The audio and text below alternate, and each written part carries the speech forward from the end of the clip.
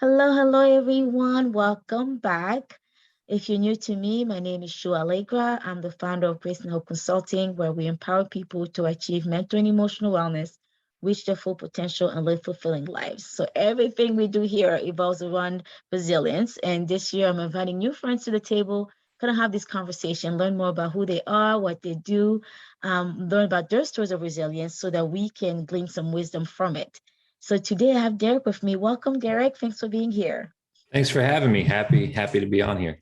Awesome, awesome. So just let us know a little bit of yourself and about yourself, who you are, what you do, and where you're joining us from. Yeah, so I am Derek Newborn, joining from Fort Myers, Florida, so down southwest Florida. I own Derek Newborn Fitness. I own DerekNewborn.com.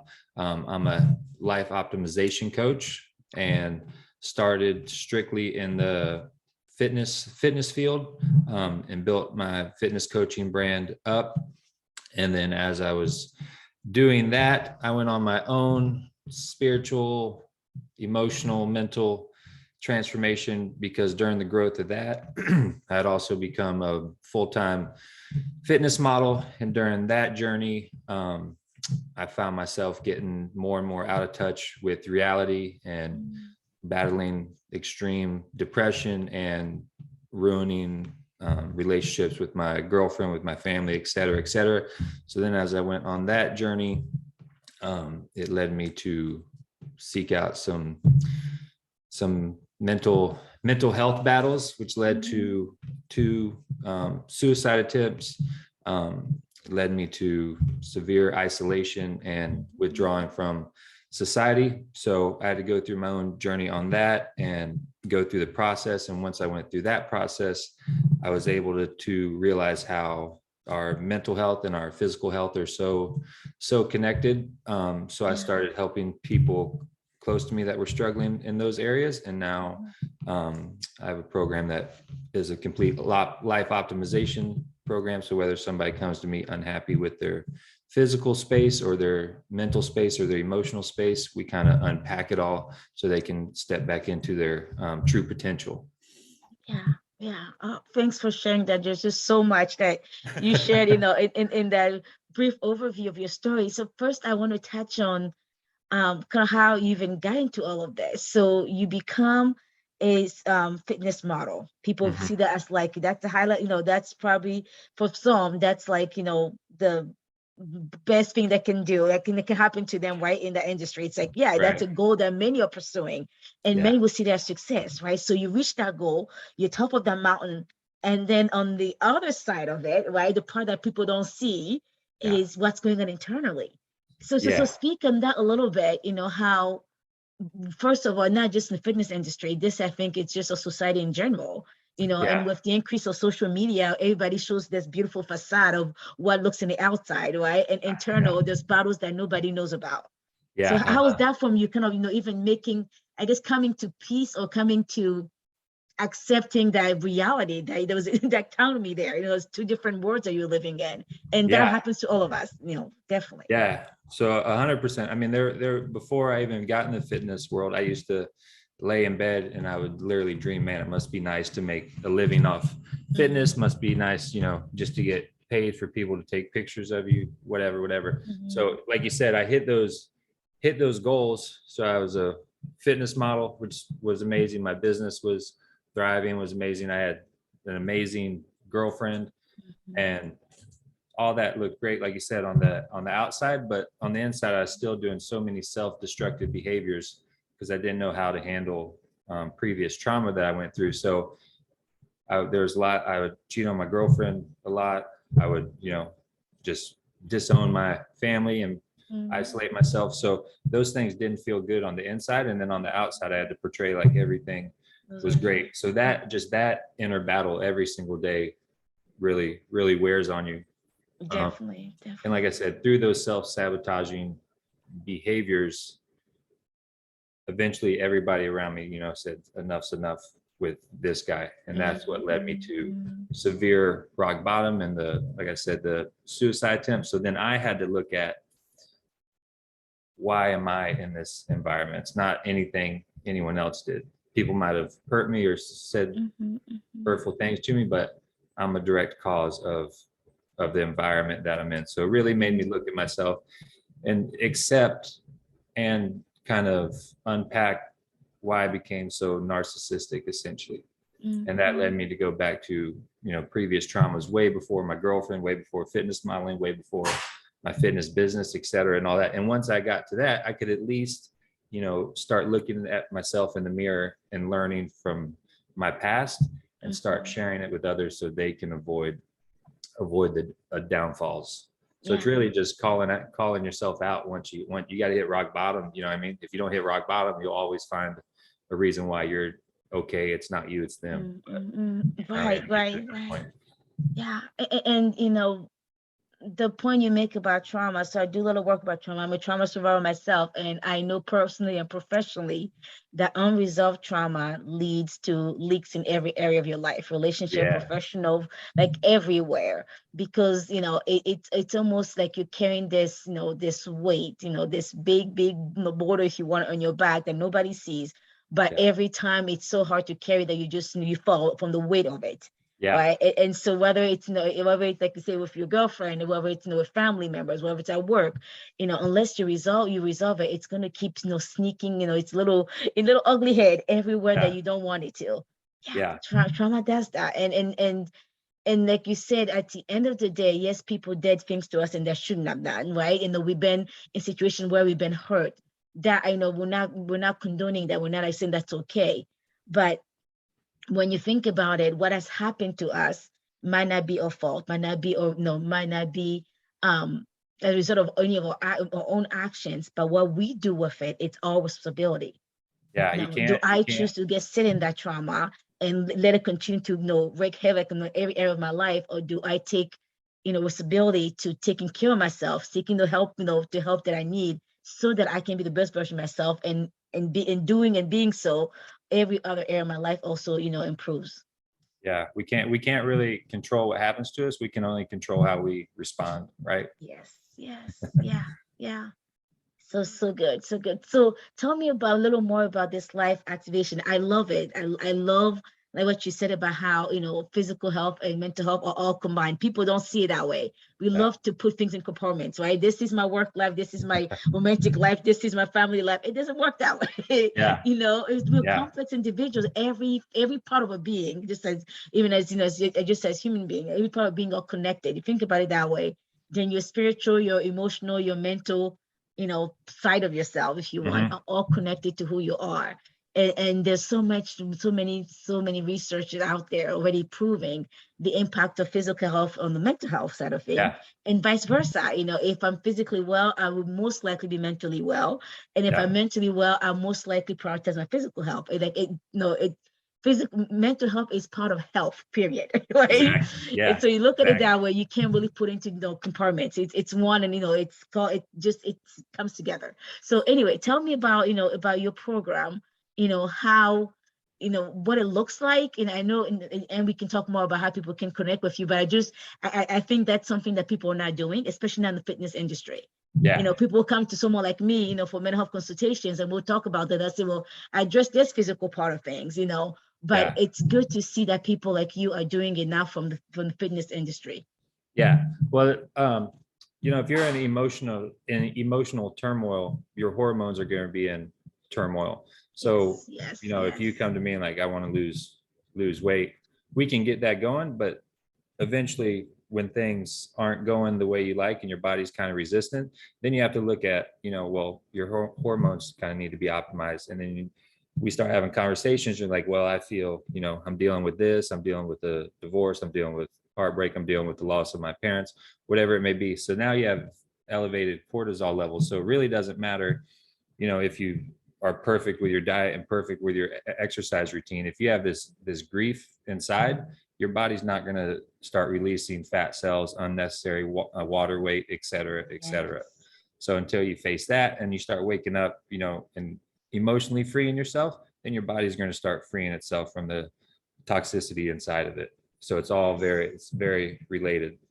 Or if somebody, if somebody is already in shape, then they could, very well go down the route that they get obsessed with their body and they start tuning out all the emotional stuff. And if you go so far one way and tune out that emotional trauma and stuff, it's only a matter of time before, God forbid, you hit rock bottom like I did or something like else. And now you're really isolated. And then you'll realize that the physical stuff doesn't even matter now. You know what I mean? So it's kind of, we become joined at the hip for 90 days and we just kind of reveal your truth to you, who you were before your trauma, whatever that trauma is at whatever age, and then put you on the fast track to just naturally walking in your atmosphere every day and being the person you were designed to be, physically, mentally, emotionally. Yeah. Oh, that's beautiful. That's beautiful.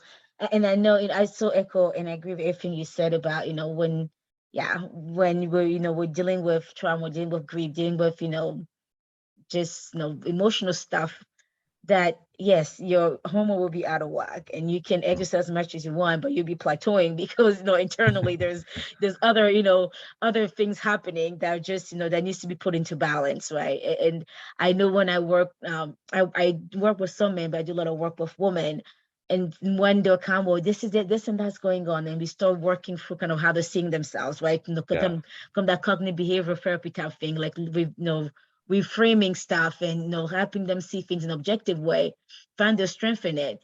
And even when we're doing that and I see they're still struggling, I say, look, you need to, I encourage them that they don't have to, I don't tell people what they have to do, but I, again, show what you said here, how the physical and the mental, and emotional can be so connected. And sometimes when we have, not sometimes, but when we do have, we do have deficiencies, in a physical body, it impacts on mental health. So a lot of women will have chronic vitamin D deficiency, will have vitamin B12 deficiency, and then wonder why they're depressed. I'm like, because vitamin D helps your brain create the neurochemicals that you need in order to feel good, right? Just in general. So if you're deficient, that it's not going to work, so then that's good when it's good to go get that blood work and see where you are. And some days will say, well, I can't get to the doctor until whatever date, and then they'll say, I'm just going to go take the vitamin anyway, it's not going to hurt. And they'll start taking the vitamins and notice a big difference. I say, yeah, it's like nothing has changed. Like I changed the way I see myself, I see the way I saw the world, but internally I'm feeling better because I had that deficiency. Women with thyroid issues, that affect your mood. Women who go through chronic illnesses, and people, men also, obviously, going through chronic illness will impact your mental health, will impact, will impact how you feel internally. So those things we cannot dissociate, separate them from one from another. You have to take care of your whole self, your whole self. Yeah, and that looks different for, like, each client has a different path and different steps. So it's for some people, it's not about changing their diet at this point. It's about spending 10 minutes, like you said, outside walking and doing some self-care, you know what I mean? That can be equally as huge. So it's a journey for a lot. And also I help a lot of people that come to me with shame from their past of what they've done, and kind of help them, same process, get back to their atmosphere, but help them be able to release it and talk about it and start living again through the same process. Because I feel like a lot of people with shame don't know where to turn. Like there's a lot of resources out there for people that are the victims of it, but the shame, people that actually have done things they're not proud of, it's hard to come by. So we definitely help people in that way as well. But even when you think of it from the psychological standpoint, again, I'm a nerd here. But there's research that proves that when people deal with shame, not only that affects your self-esteem, but they're more likely to engage in self-destructive behavior because they see themselves as less than, although they're not. It's like, well, I did this, I did that, or this had happened to me. I'm just a nobody. And you and I know that's not true, but those are the lies their experiences feed them. And as they start believing those lies, they don't find the strength to see bigger, right? To dream bigger, to start getting what we call a self-actualization, like, having bigger dreams and do things, make a bigger impact in the world. They're not there yet because right now they're just seeing themselves like, I don't belong in this world. Right? And so dealing with that, it's so crucial, because otherwise it's the drinking, it's the smoking, it's the sleeping around, right? It's the stealing, like all those the destructive behavior, not because they want to be that, but because their experiences are telling them they're that's all they can be. Yeah, So unless they deal with the exactly shame, what they get happened. stuck in that cycle of just doing things that they're not proud of, which exacerbates the shame factor, right? Shame leads me to feel like I'm not enough. I'm not good enough. So I might as well just do more. But the more I do, the more shameful I feel. And then the more I get wrapped up in that loop over Yeah. and over and over again. Yeah, that's exactly what happened to me. I kind of just removed myself from public places, really, and just kind of hid out and self-medicated for a long time. And like I said, it almost cost me my life, but I realized I was trying to kill the Numb the pain. I wasn't trying to physically kill myself. I was trying to get rid of that past person, because that shame is, you don't know what to do with it, and you're reminded of it every single day, which is why, like, on my social media, I just blast myself all the time to let other people know, like, these things are possible to overcome and move on from. But you gotta address them first. Right. Yeah. And it's real, right? It's real. Yeah. And often people, when they hear about people, one getting to the point where they don't want to live, they think, oh my goodness, that's so selfish. They didn't think about their family.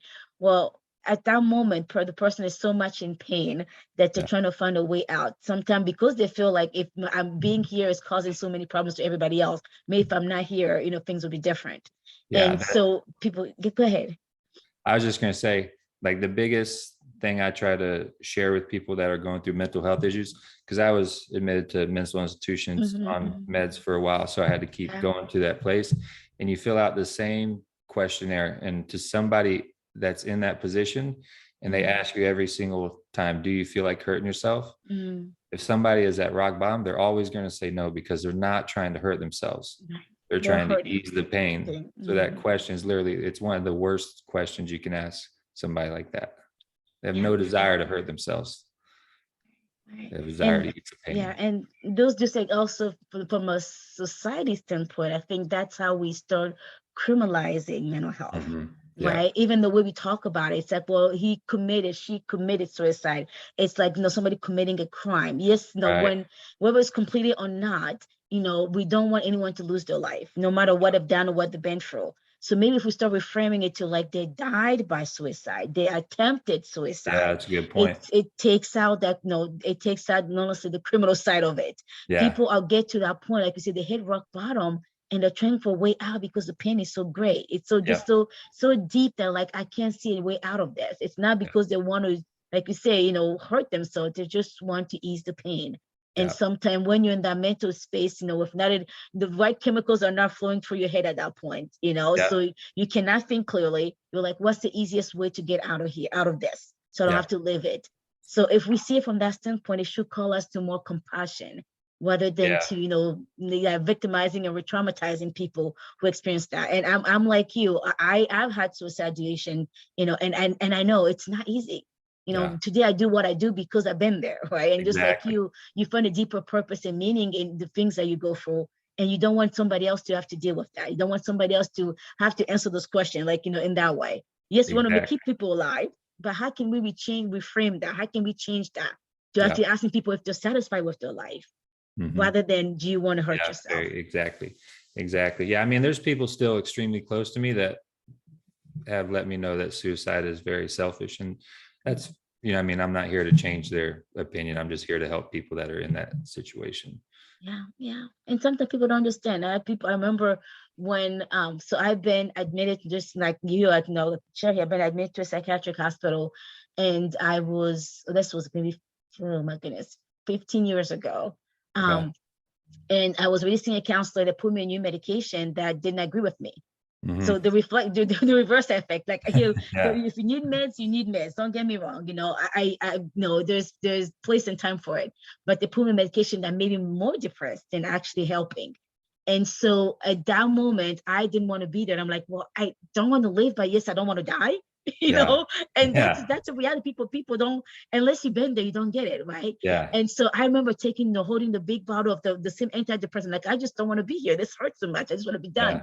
And I called my therapist, and she's like, get yourself to the ER quickly as you can, and call 911 if you have to. I drove myself up, like, well, because internally there was no drive in me of dying, but just the thought was so strong that, thank God I had someone to call, I could talk about it. Long story short, I ended up, in the psychiatric hospital for a week, because again, when you're suicidal, you have to be under watch, which I get it. So I come out of that, some people who meant well, someone who was like, just like family to me, closer to me more than my own blood relatives. Yeah. When I got out of there, she told me, you're the one that made those threats. You're the one that wanted to do that. I'm like, wow, is that how you see mental health? Then you have not understood nothing about it. And it's someone who knew me, in and out of my crises, right? And could see that I'm someone who is so full of life and I want to live and do great things. But because of that incident, those are the exact words she used. You're the one who made those threats. I'm like, I made a threat. Like literally, right. It's almost like I was trying to get attention. No, I was gonna call for help, and I called for help, literally. And thank God you did. Right, and people don't see it that way. So I'm glad that people like you and I educating, like having this conversation to like, hey, we need to start talking about this.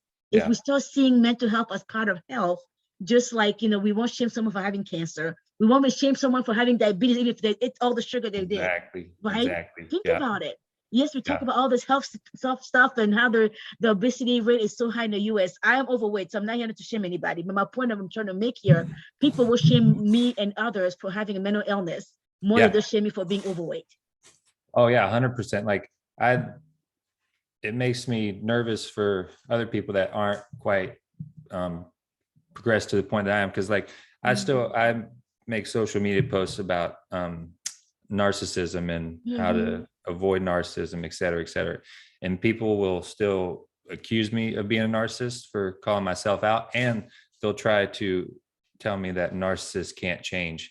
And so, I mean, like, we don't talk to alcoholics like that. We don't talk to drug addicts like that. You wouldn't tell them every day that they can't change.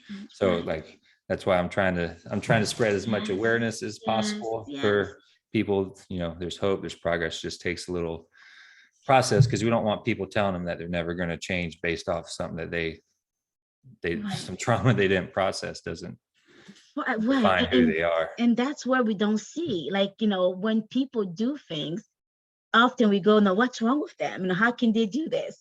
If we become more trauma informed, I do a lot of work, work around trauma and training and stuff. And when we become trauma informed, with the question should often should change.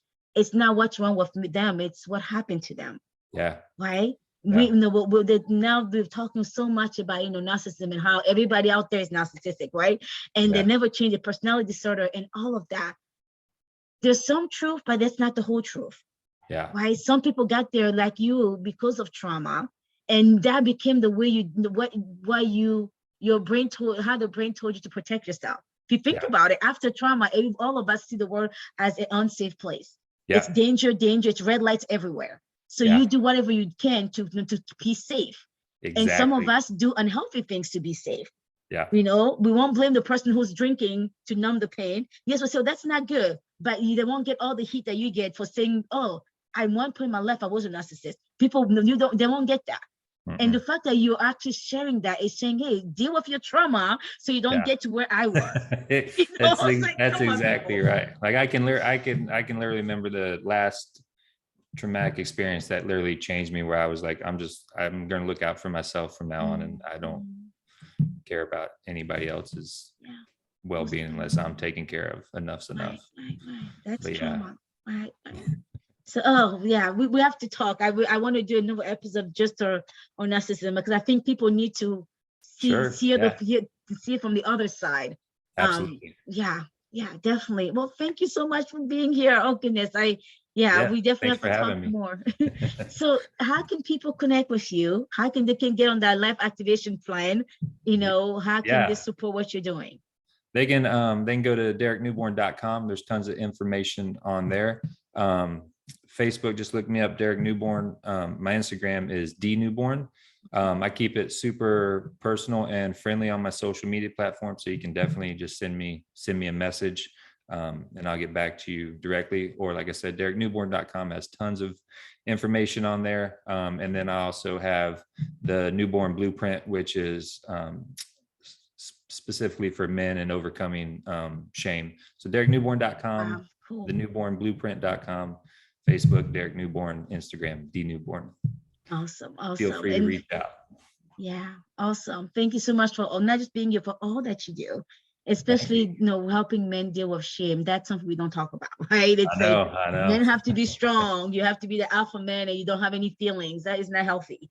Yeah. So it's good to have men like you telling others, yes, shame is real, yes, self-protecting behaviors are real, and but it can be better. When you want to change, you seek out for help, and just like you did, and you change, and now you're helping others change. Talk about that resilience there, right? What could have crushed you became literally where, catapult you into what you're doing today.